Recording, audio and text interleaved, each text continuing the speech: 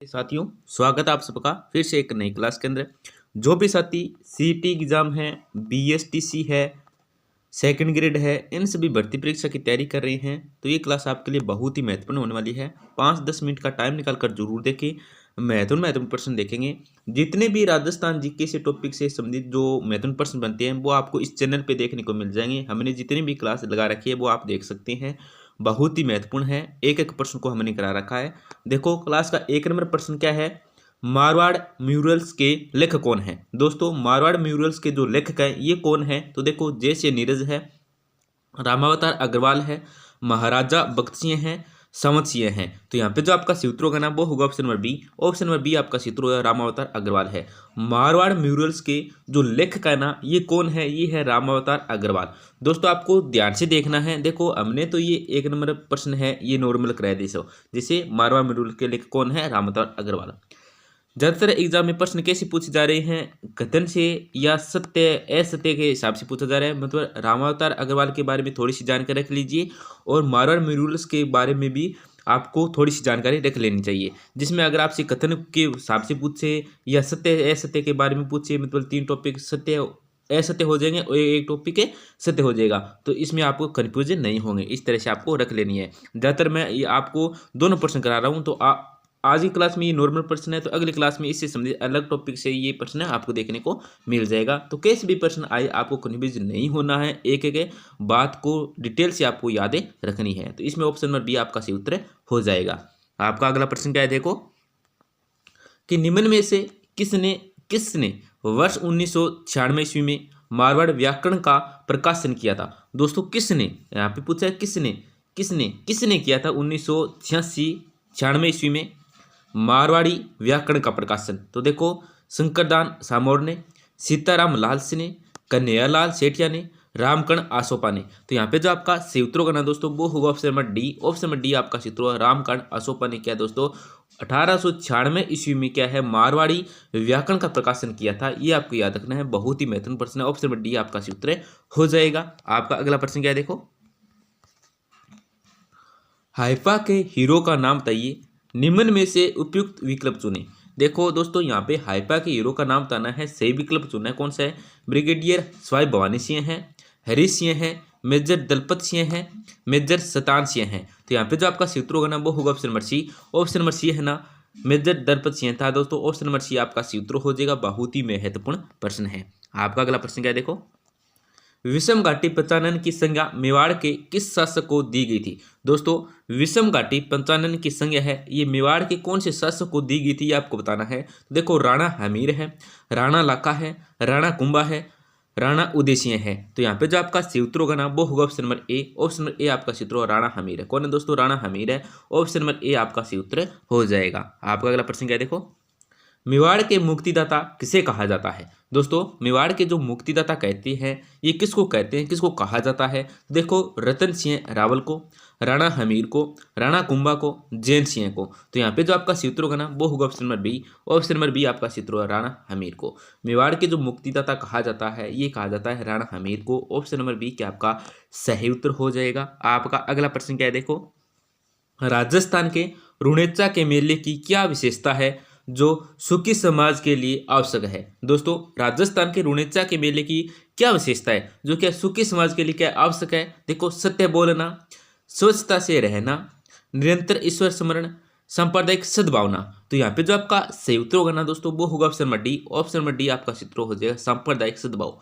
Option number D का आपका सही उत्तर हो जाएगा। आपका अगला प्रश्न क्या है, देखो कालीबंगा की खुदाई में प्राचीन नगर के कितने स्तर पाए गए हैं। दोस्तों कालीबंगा की खुदाई में जो प्राचीन नगर के जो स्तर पाए जाते हैं ये कितने स्तर पाए गए हैं ये आपको बताना है। तो देखो 8 है, 3 है, 5 है, 1 है। तो यहाँ पे जो आपका सूत्र होगा ना दोस्तों वो क्या हो जाएगा, ऑप्शन नंबर सी हो जाएगा। क्या दोस्तों ऑप्शन नंबर सी हो जाएगा 5 है। क्या दोस्तों 5 है। ऑप्शन नंबर सी आपका सही उत्तर हो जाएगा। आपका अगला प्रश्न क्या है, देखो प्रमोद चंद्र एवं WG आचार्य को किस शैली का प्रकाशन में लाने का श्रेय दिया जाता है। तो कौन सी शैली में इसमें प्रकाशन लाने का श्रेय दिया जाता है ये आपको बताना है। तो यहाँ पे 4 ऑप्शन दे रखे हैं, आप दे सकते हैं। तो देखो मेवाड़ चित्रशैली है, कोटा बूंदी चित्रशैली है, किशनगढ़ चित्रशैली है और नाथद्वार चित्रशैली है। तो यहाँ पे जो आपका सूत्र होगा ना दोस्तों वो होगा option number B. Option number B आपका सूत्र हो जाएगा कोटा बूंदी चित्रशैली है। आपका अगला प्रश्न क्या है, देखो जागती ज्योत पत्रिका का प्रकाशन कहाँ से होता है? दोस्तों जागती ज्योत जो पत्रिका है इसका जो प्रकाशन होता है ये कहाँ से हुआ है या कहाँ से होता है? तो देखो राजस्थानी भाषा साहित्य के संस्कृति अकादमी बीकानेर से, राजस्थान साहित्य अकादमी जयपुर से, राजस्थान हिंदी ग्रंथ अकादमी जयपुर से, रूपायन संस्थान बुरुंदा से। तो यहाँ पे जो आपका राइट आंसर होगा, सही उत्तर होगा ना, वो होगा option number A. Option number A आपका सही उत्तर हो जाएगा राजस्थानी भाषा साहित्य एवं संस्कृत अकादमी बीकानेर से। आपका अगला प्रश्न क्या है देखो, बोल बारमिली के रचिता कौन है? दोस्तों बोल बारमिली के जो रचिता है ये कौन है? सत्य प्रकाश जोशी है, रांगे राघव है, कन्हैयालाल सेठिया है, यादवेंद्र शर्मा है। तो यहाँ पे जो आपका सूत्र होगा वो होगा option number A. Option number A आपका सूत्र है सत्य प्रकाश जोशी है। आपका अगला प्रश्न क्या है देखो, हमीर महाकाव्य में चौहानों को बताया गया है। दोस्तों हमीर महाकाव्य में चौहानों को क्या बताया गया है ये आपको बताना है। तो देखो चंद्रवंशी बताया गया है, यदुवंशी बताया गया है, सूर्यवंशी बताया गया है या अग्निवंशी बताया गया है। तो यहाँ पे जो आपका राइट आंसर होगा वो होगा option number C. Option number C आपका सूत्र सूर्यवंशी बताया गया है। आपका अगला प्रश्न क्या है देखो, राजस्थान के कौन से क्षेत्र में चैत्र शुक्ल पंचमी को गुलाबी गणगौर मनाई जाती है? दोस्तों राजस्थान के कौन से क्षेत्र में चैत्र शुक्ल पंचमी को गुलाबी गणगौर बनाई जाती है, उस क्षेत्र का आपको नाम बताना है जिस क्षेत्र में ये बनाई जाती है। तो यहाँ पे ऑप्शन देखो जोधपुर है, बूंदी है, उदयपुर है, नाथद्वारा है। तो यहाँ पे जो आपका राइट आंसर होगा ना वो होगा option number D. Option number D आपका सूत्र हो जाएगा नाथद्वारा। क्या दोस्तों नाथद्वारा, ऑप्शन नंबर डी आपका सही उत्तर हो जाएगा। आपका अगला प्रश्न क्या है देखो, सातुड़ी तीज, बूढ़ी तीज, सतवा तीज, बड़ी तीज, ये किस तीज के नाम है? दोस्तों ध्यान से देखो, जो सातुड़ी तीज है, बूढ़ी तीज है, सतवा तीज है, बड़ी तीज है, ये कौन सी तीज के नाम है या उपनाम है या उस तीज को कहते हैं? तो देखो सावणी तीज को कहते हैं, हरियाली तीज के नाम है, कजरी तीज के नाम है या कोई नहीं है इनमें से। तो यहाँ पे जो आपका सही उत्तर होगा वो होगा option number C. Option number C आपका सही उत्तर हो जाएगा कजली तीज। आपका अगला प्रश्न क्या है देखो, राजस्थान में बड़ी तीज मनाई जाती है। दोस्तों राजस्थान में जो बड़ी तीज मनाई जाती है ये कब मनाई जाती है? देखो श्रावण शुक्ल तृतीया को, श्रावण शुक्ल तृतीया को, यहाँ पे ये दो ऑप्शन है, यहाँ पे ये गलत आया थोड़ा।